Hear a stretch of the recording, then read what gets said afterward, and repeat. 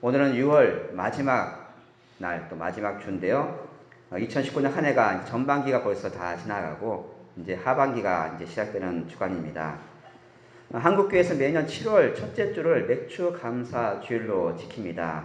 다음 주가 우리 맥주 감사 주일인데, 맥주 감사 주일 하면 구약에서 이제 3대 절기가 있습니다. 그 가운데 첫 수확, 첫 열매를 따면서 그 기념하는 절기가 바로 맥주절입니다. 자, 그렇지만 오늘날 우리가 과연 그것을 지킬 필요가 있는가? 그런 논의들이 많이 있습니다. 지금 우리가 보리를 출산한 것도 아니고요. 또 여러분 가운데 이제 농사 짓는 분도 계시겠지만 안 짓는 사람이 점점 많아지는데, 과연 그 맥주 감사절 또 추수 감사절을 지킬 필요가 있는가? 이렇게 의논하는 사람들이 있습니다. 또한 이것이 구약의 절기인데 구약의 절기가 폐지됐는데 그것을 지킬 이유가 없다는 그런 주장도 있습니다. 물론 이 구약의 규례들은 다 폐지가 되었습니다.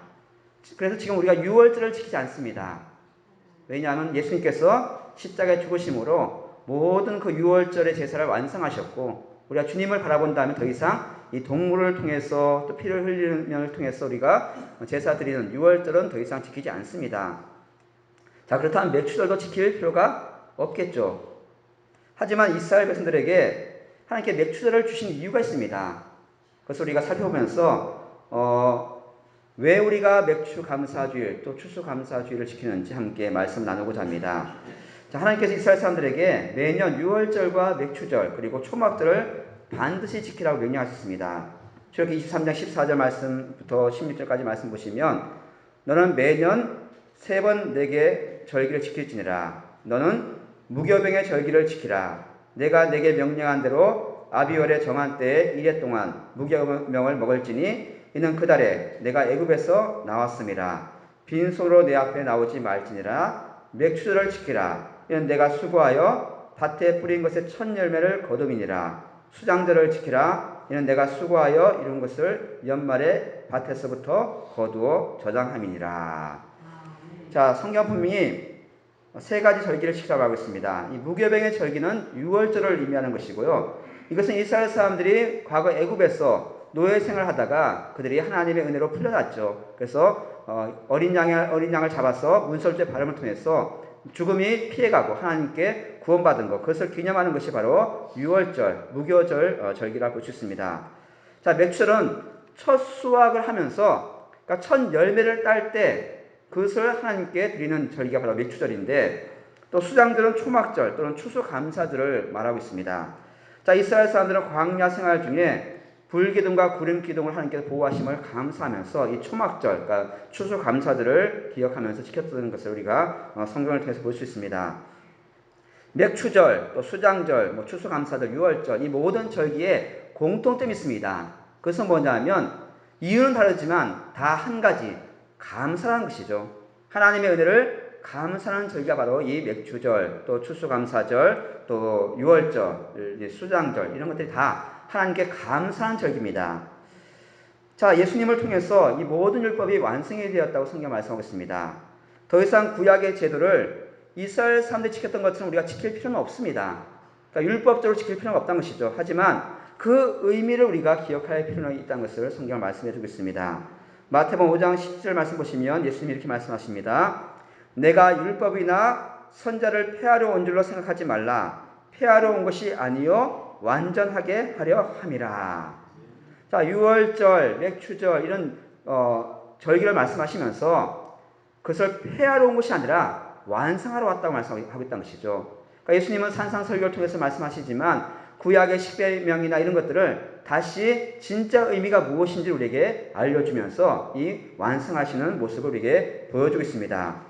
자, 그 율법의 진정한 의미, 그 진정한 정신들이 신약 성경에 분명히 나타나 있는데, 그럼 우리가 무조건 구약이니까 무시한다, 그런 의미보다는 그것을 다시 한번 우리의 신앙의 모습으로, 믿음의 모습으로 다시 기억할 필요가 있다는 것이죠.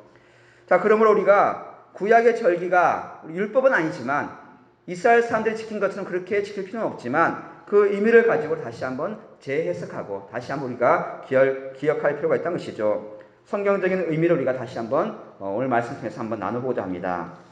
오늘 여기 가운데 농사를 짓는 분도 계시고 용서를 안 주는 분도 계실 텐데, 하지만 이 맥주들의 의미가 무엇인지를 함께 깨닫고 하나님께 감사한 여러분 되길 원합니다. 지난 반년을 돌아보면서 하나님 주신 은혜가 무엇인지를 기억하면서 하나님께 나아가는 귀한 시간 되기를 간절히 소망합니다. 자, 지난 6개월 동안 지켜보면서 우리가 하나님께 감사할 일이 많았습니까? 아니면 낙심되고 또 실망하는 일들이 많았습니까? 우리 육신의 눈으로 본다면 참 실망할 일들이 많습니다. 나라를 봐도 마찬가지지만 나라가 참 혼란스럽죠. 최근에 국회가 정상화됐다고 하지만 여러 가지 해결할 일들이 있는데 나라가 혼란스럽고 경제가 어렵다고 얘기하고요. 또 북한의 위협이 계속 되고 있는 것을 보게 됩니다. 또 우리 자신을 봤을 때 또 여러 가지 어려운 일들이 있고요. 또 육신의 질병도 있고 많은 고난이 있음을 우리가 너무나 잘 알고 있습니다. 하지만 그럼에도 불구하고 우리가 육신의 눈이 아니라 영적인 눈으로, 믿음의 눈으로 본다면 감사할 일들이 많다는 것이죠. 하나님께 감사하는 것 자체가 은혜입니다. 아무나 감사하는 것이 아니라 하나님의 은혜를 입은 자들만이 감사할 수 있고 찬양할 수가 있는 것이죠. 똑같은 환경, 똑같은 어려움에 당하지만 어떤 사람은 불평하고요. 어떤 사람은 감사 하나님께 찬양하는 것, 그게 바로 하나님의 축복이고 은혜인 줄 믿습니다.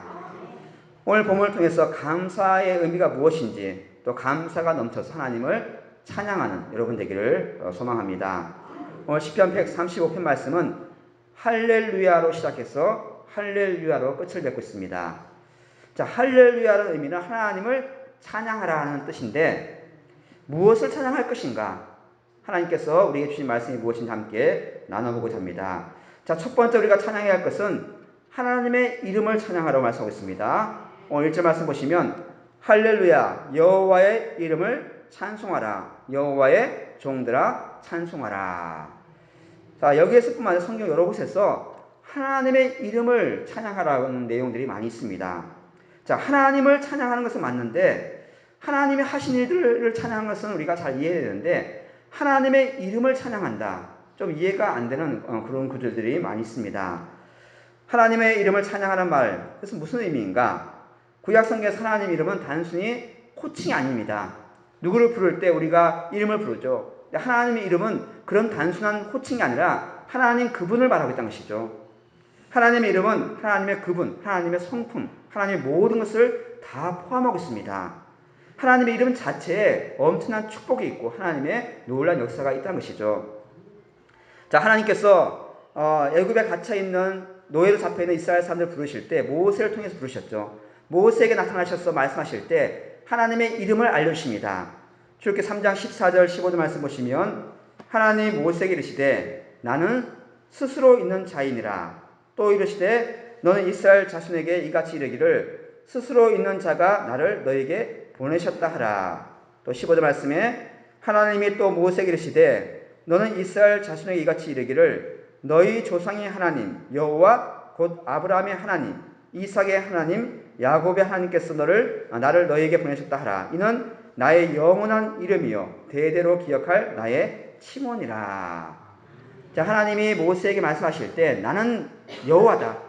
나는 스스로 있는 자다. 그리고 나는 아브라함과 이삭과 야곱의 하나님이다. 이것이 나의 영원한 이름이다. 이렇게 여호와의 이름, 하나님의 이름을 말씀하시면서 가서 그렇게 전하라고 명령하십니다. 그러니까 하나님의 이름은 영원히 기억될 하나님의 뜻이고 하나님의 계획이고 하나님의 모든 걸 다 포함하겠다는 것이죠. 하나님의 이름을 기억할 때 또 기념할 때 복을 준다고 성경은 우리에게 분명히 약속하고 있습니다. 출애굽기 20장 24절 말씀에 이렇게 기록하고 있습니다. 내게 토단을 쌓고 그 위에 내 양과 소로 내 번제와 화목제를 드리라. 내가 내 이름을 기념하게 하는 모든 곳에서 내게 임하여 복을 주리라. 자, 하나님의 이름을 기억한다는 것은 단순히 하나님, 나의 아버지 그렇게 부르는 것이 아니라 정말 하나님을 인정하고요. 하나님께 예배하는 것이고 하나님 모든 것을 기억하면서 하나님의 이름을 부르는 것이지 누가 누구의 이름을 부르듯이 그렇게 부르는 것이 아니라는 것을 성경은 말씀하고 있습니다. 그래서 하나님의 이름은 하나님의 성품을 나타내는 것이고요. 하나님의 완전하심과 선하심과 인자하심을 하나님의 이름에 다 포함되어 있다는 것이죠. 그래서 하나님의 이름을 찬양한다는 것은 곧 하나님만 아니라 하나님 그분과 하나님의 성품과 하나님의 행하신 모든 일들을 기억하면서 하나님을 찬양하는 것이 바로 하나님의 이름을 찬양하는 뜻의 진정한 의미라고 볼 수가 있습니다. 자, 두 번째로 찬양해야 될 내용이 무엇인가? 하나님의 이름에 포함되어 있지만 하나님의 선하심을 찬양해야 된다고 성경은 말씀하고 있습니다. 3절 말씀 보시면 여호와를 찬송하라. 여호와는 선하시며 그의 이름이 아름다우니 그의 이름을 찬양하라. 자, 앞에도 그의 이름을 찬양하라고 말씀하셨지만 하나님의 이름 안에 뭐가 포함되어 있습니까? 하나님의 선하심이 포함되어 있다. 하나님의 이름은 하나님 그분 자체가 바로 선하다고 말씀하고 있습니다. 우리가 찬양해야 될 이유가 많지만 그 중에 특별히 하나님을 찬양해야 될 이유가 뭐냐면 하나님은 선하시기 때문에 찬양해야 된다고 성경 말씀하고 있습니다. 그러니까 하나님은 선하십니다. 선하실 뿐만 아니라 선을 행하시기 때문에 우리가 찬양할 수가 있습니다. 우리가 살고 있는 세상, 그리고 우리가 살고 온 과거, 또 앞으로의 미래, 모든 것을 하나님 다 기억하시고 우리에게 선으로 인도하시는 것을 우리가 믿고 선하신 하나님을 찬양하는 여러분 되기를 원합니다. 하나님은 그 뜻이 선하시고 그분이 선하시고 그 하신 일도 선하십니다. 그러니까 우리가 하나님이 우리에게 베풀어 주신 은혜는 다 좋다는 것이죠. 다 좋고 다 선하고 다 기뻐할 수 있는 찬양의 제목이 된다는 것을 기억하시면서 우리가 선하신 하나님을 믿을 때 우리 입술에서 항상 하나님을 찬양하고 감사가 나올 수밖에 없다는 것이죠. 비록 우리가 아까 이제 육신의 눈으로 본다면 고난입니다. 질병도 있고 문제도 있지만 영적인 눈으로 본다면 하나님은 선하시기 때문에 그 고난 중에도 하나님은 우리를 어떻게 인도하십니까? 선한 길로 인도하십니다. 우리에게 선을 베풀어 주십니다. 그러니까 우리 앞에 어떤 일이 있다 할지라도 하나님은 선하신 분임을 믿고 그분을 신뢰하면서 하나님께 찬양을 여러분 되기를 원합니다.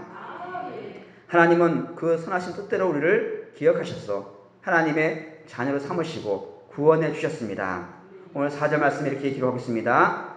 여호와께서 자기를 위하여 야곱 곧 이스라엘을 자기의 특별한 소유로 택하셨음이로다. 자, 하나님을 위해서 우리를 택하셨는데 자기의 특별한 소유로 택하셨다고 성경 기록하고 있습니다. 자, 특별한 소유, 하나님의 소유, 하나님의 것, 특별한 보물, 나의 보배다. 내가 가장 귀하게 여기고 가장 소중하게 여기는 나의 것이라고 성경은 분명히 말씀하고 있습니다. 하나님은 그 선하신 뜻을 가지고 우리를 택하셔서 우리를 자녀로 삼으시고 우리를 특별히 소중하게 가장 아끼는 보물로 우리를 택하셔서 소유하고 있다는 것이죠.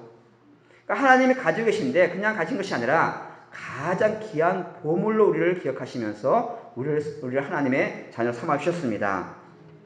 그렇기 때문에 우리가 하나님을 찬양해야 되고 또 그렇게 하나님 택하신 이유가 무엇이냐면 하나님께서 우리를 통해서 찬양받기 위해서 우리를 택하셨다고 성경 우리에게 말씀하고 있습니다. 또한 세 번째 우리가 하나님을 찬양해야 될 이유가 무엇이냐면 하나님이 행하신 일들을 찬양해야 됩니다. 오늘 6절 말씀 보시면 여호와께서 그가 기뻐하시는 모든 일을 천지와 바다와 모든 깊은 데서 다 행하셨도다. 자, 하나님의 행하신 일을 찬양해야 되는데 오늘 시편 말씀은 어떤 행하신 일을 말씀하고 있냐면 천지 만물을 창조하시는 하나님, 그 만물을 다스리시는 그 하나님을 찬양하라고 말씀하고 있습니다. 오늘 자연을 볼 때 우리는 찬양할 수밖에 없다는 것이죠. 비록 인간적인 눈으로 본다면 비가 많이 오고 비가 장마가 지면 불안하죠. 두렵습니다. 하지만 그런 비가 오는 가운데도 불구하고 하나님의 은혜를 우리가 기뻐하면서 찬양해야 된다고 성경은 말씀하고 있습니다.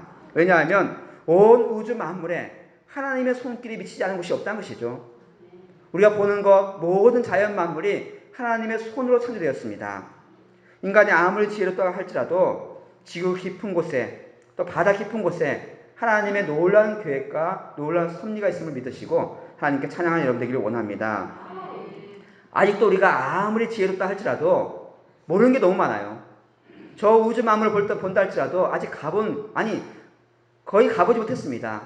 날마다 보지만 우리가 가보지 못한 곳이 너무 많다는 것이죠. 우주 만물 또 뿐만 아니라 바다 깊은 곳에서는 우리가 아직도 모르는 많은 생명체들이 살고 있습니다. 우주와 깊이를 알 수 없는 바다 깊은 곳에 하나님의 계획과 하나님의 창조가 있음을 기억하시면서 하나님께 나아가는 여러분 되길 원합니다. 이 자연 만물 속에서 하나님의 높고 위대하심을 발견하고 하나님께 영광을 여러분 되길 원합니다. 7절 말씀에 안개를 땅끝에서 일으키시며 비를 위하여 번개를 만드시며 바람을 그 곳간에서 내시는도다. 자, 어제 보니까 비가 많이 오고요. 또 바람이 불고요. 또 밤에 보니까 안개가 끼는데, 자, 이런 모습을 보면서도 우리가 하나님께 찬양과 하나님께 영광 돌릴 필요가 있다고 성경은 말씀하고 있습니다. 특히 이스라엘 사람들을 하나님은 구원하셨습니다. 그 애굽 땅에서 구원하셔서 그들을 하나님 백성 삼으시고 가나안 땅 인도하셨는데 그 모든 것이 하나님의 계획이었고 하나님의 섭리였다는 것을 보여주시면서 우리가 무슨 말씀을 하고 있냐면 하나님이 모든 만물을 통치한다는 것이죠. 온 우주 만물만 아니라 모든 왕들을 통치하고 있습니다. 하나님께서 이 놀라운 계획과 섭리, 그것을 우리가 찬양해야 된다고 오늘 성경은 우리에게 알려주고 있습니다. 그 하나님이 우리를 구원하셨고 지금도 우리를 위해서 만물을 다스리고 계시면서 모든 왕을 다스리시면서 우리를 위해서 모든 만물을 통치하고 계시는 것을 믿고 하나님께 영광 돌리는 여러분 되기 원합니다. 말씀 뵙겠습니다. 자, 하나님을 찬양해야 될 사람이 누군가? 오늘 1절 말씀 이렇게 기록하고 있습니다. 할렐루야, 여호와의 이름을 찬송하라. 여호와의 종들아 찬송하라. 자, 하나님을 찬양할 사람이 누굽니까? 오늘 찬양대만 아니라 노래 잘하는 사람들만 아니라 모든 사람들, 하나님의 종들이 찬양하라고 말씀하고 있는데 하나님께 부르심받은 모든 사람들을 찬양해 드리라고 말씀하고 있습니다. 하나님을 찬양해 드리러 부름받은 종들은 어떤 어려움 속에서도 어떤 위기가 있다 할지라도 우리 입술을 열어서 하나님께 고백하며 하나님께 감사와 찬양을 올려드려야 한다는 것이죠. 일찍이 레위 사람들은 하나님의 전을 세우고 하나님 전에서 봉사하기 위해 택함받은 사람들입니다. 우리도 거룩한 주의 백성이 되었습니다. 거룩한 세상이 되었고 거룩한 직분을 받았는데 날마다 주를 찬양하며 함께 나가는 여러분 되길 원합니다. 오늘 2절 말씀을 이렇게 기록하고 있습니다. 여호와의 집, 우리 여호와의 성전, 곧 우리 하나님의 성전 뜰에 서 있는 너희여. 하나님의 성전 아마 못 들어가죠. 하지만 오늘 말씀 보면 성전 뜰에 있는 사람들이 찬양해야 된다고 말씀하고 있습니다. 거기는 이방인의 뜰도 있고요, 많은 사람 들어갈 수 있는 모든 사람 다 들어가는 곳입니다. 그러니까 모든 사람들은 하나님을 아는 자들은 다 하나님을 찬양해야 된다고 말씀하고 있다는 것이죠. 특별한 사람들만 아니라 모든 믿음의 백성들, 구원받은 모든 사람들은 하나님을 찬양해야 된다고 말씀하고 있습니다. 자, 오늘 시편 135편은 할렐루야로 시작해서 할렐루야 끝난 하나님을 찬양하는 시입니다. 자, 그런데 하나님께 감사해야 될 이유들을 말씀하고 있는데 하나님의 이름을 찬양해야 되고요, 하나님의 선하심을 찬양해야 되고, 하나님의 행하신 일들, 그러니까 우주 만물을 보면서 우리가 찬양해야 되는데 놀라운 것은 뭐냐면 나에게 어떤 은혜를 주셔서 찬양하는 것이 아니란 것이죠. 하나님 나에게 이런 은혜를 주셨습니다. 물론 당연히 감사하고 찬양해야 되죠. 하지만 오늘 시간 말씀은 나에게 어떤 일을 해서가 아니라 하나님 그분을 그냥 그대로 찬양하고 높여드리라고 말씀하고 있습니다. 내가 기도했더니 나의 어려움을 회복시켜 주시고 나의 위기 가운데 건져주시고 나의 병을 고쳐서 감사한 것이 아니라 그건 당연히 감사해야 될 일이고요, 비록 나에게 그런 은혜가 없다 할지라도 하나님은 찬양받기에 충분한 그런 분임을 성경은 말씀하고 있습니다.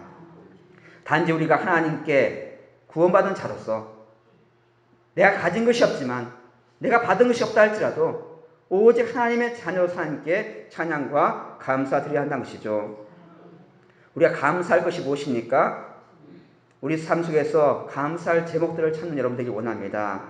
내게 주어진 일들, 병 고침 받으면 당연히 감사해야 되겠죠. 어려운 문제가 해결되면 감사해야 되겠죠. 하지만 그런 일이 아닐지라도 오늘 시편 말씀처럼 하나님의 선하심과 하나님의 그 인자하심과 하나님의 그 모든 행하신 일들을 찾아내셔서 감사의 제목을 찾는 여러분 되기를 원합니다. 왜냐하면 우리는 지금 하나님의 은혜가 아니면 살 수가 없습니다.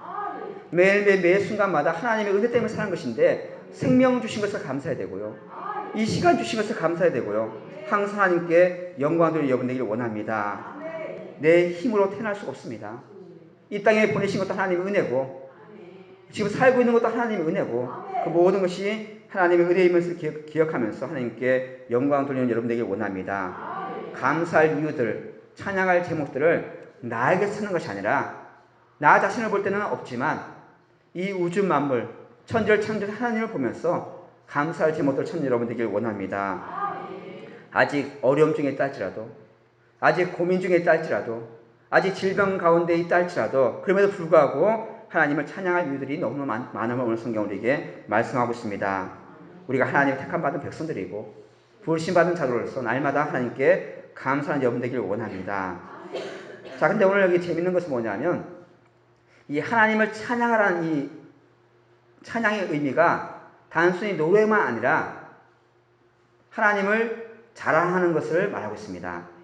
하나님을 자랑하는 것. 우리 하나님 이런 분이야.